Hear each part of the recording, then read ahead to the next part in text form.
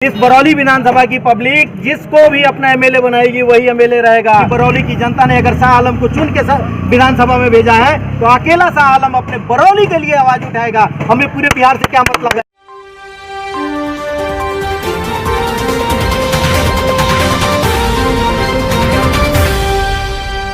प्रकाश Bharat news में आपका स्वागत है।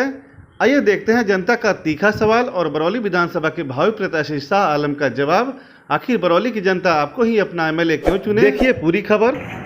प्रकाश न्यूज़ यहाँ पे पुटानीगंज में ऐसे तो आम जनता से फीडबैक लेने के लिए यहाँ पे आई हुई थी, लेकिन इसी बीच हमारे बीच बीएसपी के उम्मीदवार बरौली विधानसभा के जो कि युवा उम्मीदवार हैं, हम सब के बीच में यहाँ पे सरेंद्र नरेंद्र के पुटानीगंज बाज़ार पे इनका आगमन हुआ।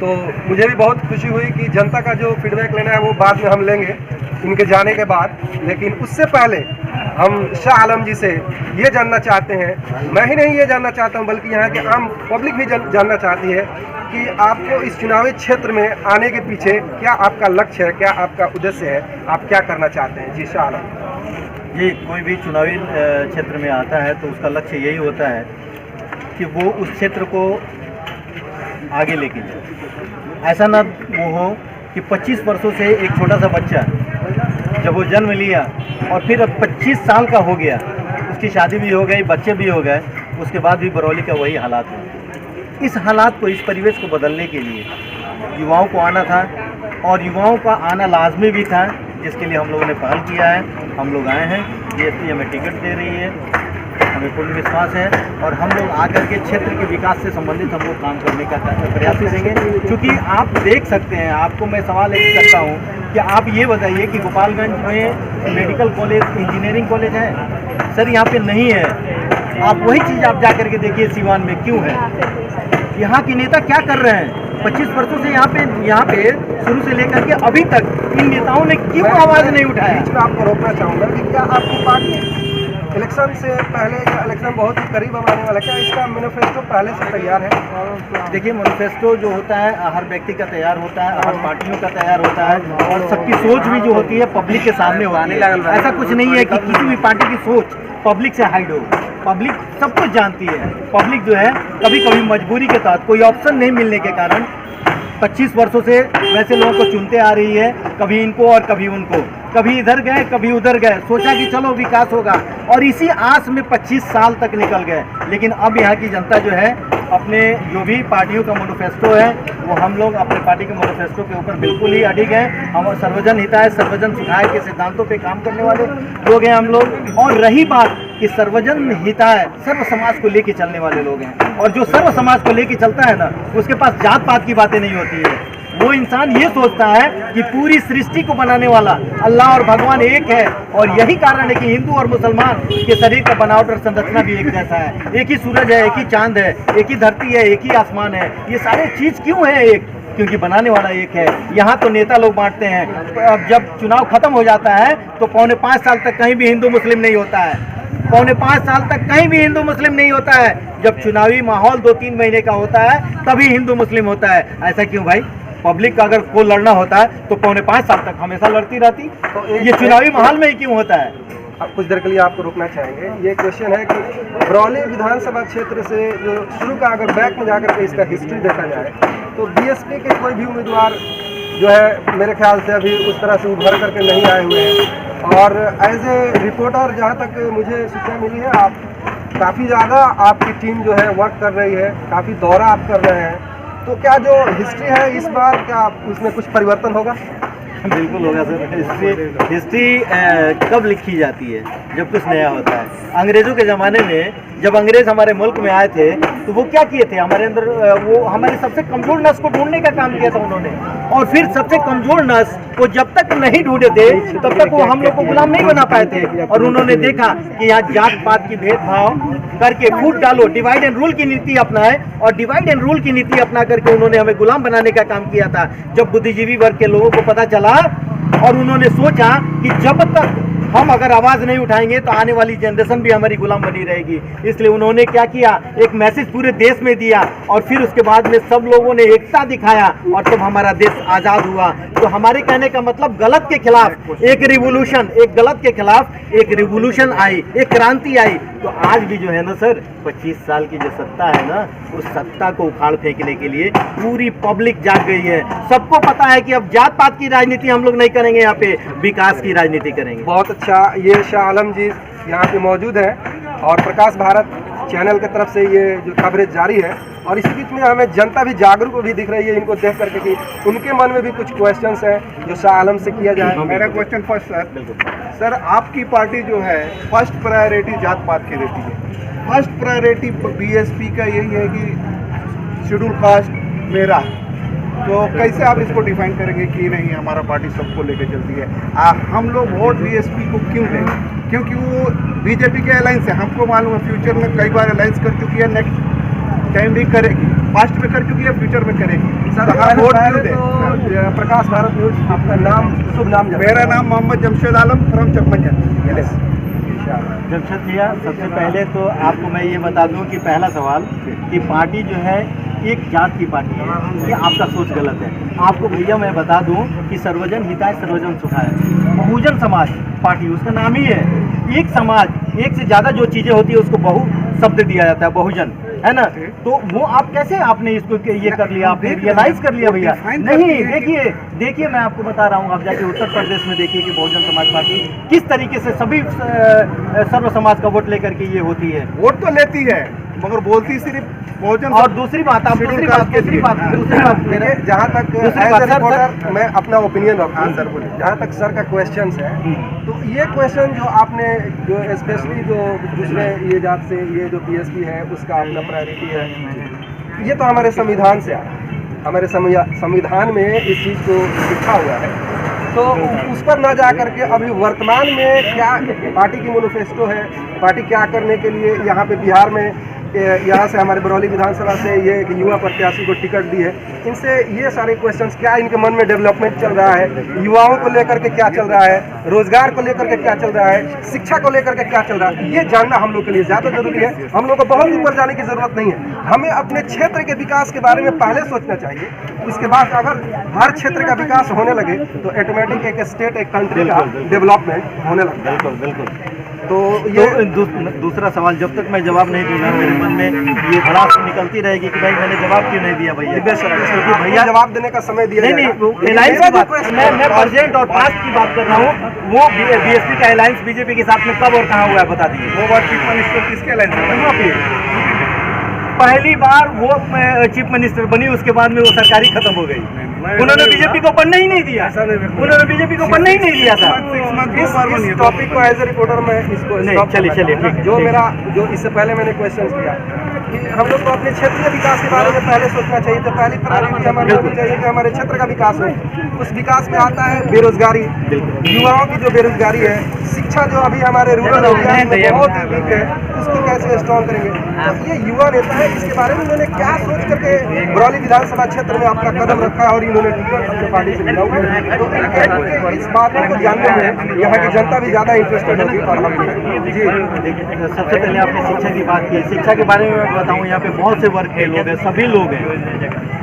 यहाँ जो आपके आसपास में हर जगह पे जो सरकारी स्कूल होते हैं वहाँ पे सरकार जो है फ्री में किताब देती है सर, फ्री में खाना देती है और फ्री में पोशाक भी देती है। लेकिन हमारे बच्चे जिस मकसद से हमारे गार्जियन भेजते हैं, उन बच्चों को पढ़ाने के लिए वो गुणवत्तापूर्ण शिक्षा नहीं दी जाती है। शिक्षकों को लगाया जाता है सांख्यिकी के काम में, शिक्षकों को लगाया जाता है किसी सर्वे करने के लिए, शिक्षकों को दूसरे कामों में लगाया जाता है, हमारे बच्चों को पढ़ाया नहीं जाता है। सरकार का मंशा है कि हमें यहाँ पे लोगों को अशिक्षित रखना है ताकि इलेक्शन के टाइम में उन्हें भरमा सकें, उनके पास अपना सोच समझ न हो और वो लोग जो है ना उनके पीछे पीछे घूमते रहें। अब ये पब्लिक जान चुकी है कि सरकार की जो मंशा है ना, अपने बच्चों को प्राइवेट स्कूल में पढ़ाएंगे और हमारे पैसों से चलने वाला स्कूल, हम जिस जगह पे खड़े हैं इसका हम लोग टैक्स देते हैं, जिस जमीन को हम जोतते हैं उसका हम लोग मालगुजारी देते हैं, जिस सामान को खरीदते हैं, चाहे आप गाड़ी खरीद रहे हैं, वन टाइम टैक्स देते हैं, जिस रोड पे चलते हैं उसका टैक्स देते हैं।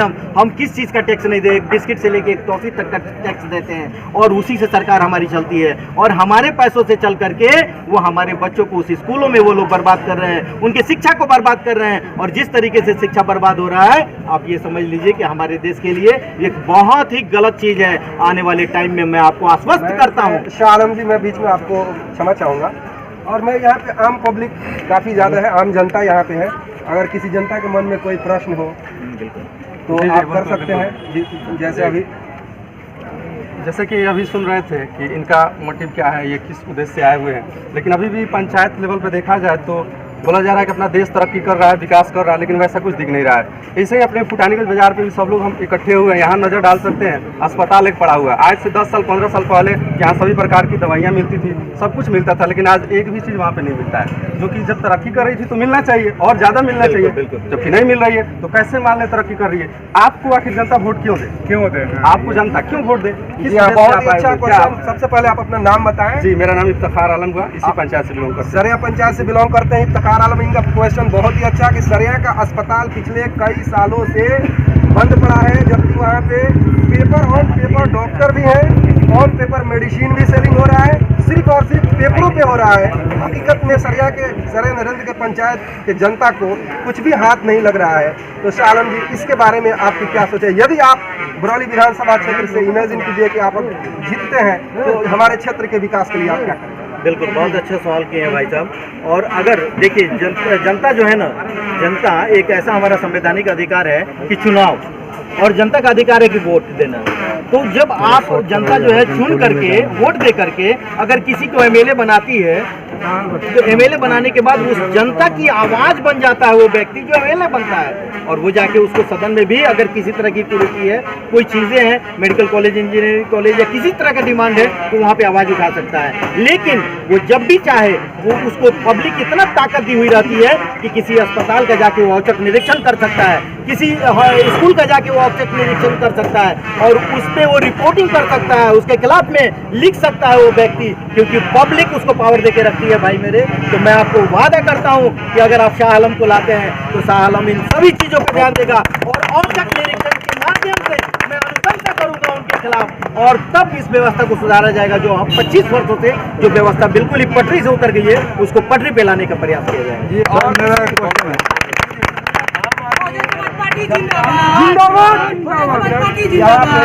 यहाँ पे जब शाह आलम जी है हमारे साथ, जाहिर सी बात है इस वक्त आम पब्लिक यहाँ पे कम और इनके पार्टी के सदस्य ज़्यादा हो, 4-5 जगह आम जो पब्लिक है, आम जनता है, उससे कुछ प्रश्न किया जाए, क्या उनके मन में चल रहा है? जी, आप पहले अपना नाम बताएं। मेरा नाम शमशेर आजम है, पंचायत से मैं भी बिलोंग करता हूँ। आप जितना डेवलपमेंट की बात बताएं हैं उससे मुझे नहीं लगता कि एक कैंडिडेट बीएसपी से जाके विधानसभा में और ये सारी डेवलप कर, ऐसा मुझे नहीं लगता। ऐसा नहीं हुआ है। जब तक आप सरकार में पूरा बहुमत से नहीं आएंगे तो ये इसमें से 25% भी समझिए डेवलप हो पाए। ठीक है, अगर नीचे तो मेरा यही बस। यहाँ एक चीज़ और बता दीजिए, अभी आपका जो डेवलपमेंट 25 सालों से हुआ है, आप उससे खुश हैं? कितना परसेंट हुआ है पहले ये बता दीजिए, कितना परसेंट हुआ है? बहुत अच्छा खासा विकास हुआ है, ऐसा कुछ नहीं है। किस मामले में काम किए हैं? नहीं, आप इसको हम इग्नोर नहीं कर सकते भैया, किस मामले में ये बता दीजिए। जीत करके जाएंगे विधानसभा में, बताइए। आप अकेले विधानसभा में जाएंगे तो एक कैंडिडेट किसी पार्टी का विधानसभा में जीतता है तो वो कुछ नहीं कर सकता है। एक कैंडिडेट आपकी पूरी पब्लिक सुन रही है, सुनिए, पूरी पब्लिक सुन रही है। मैं अपनी जवाब दे रहा हूँ। इस बरौली विधानसभा की पब्लिक जिसको भी अपना एमएलए बनाएगी वही एमएलए रहेगा। और नीतीश कुमार यहाँ सुन लीजिए, मेरी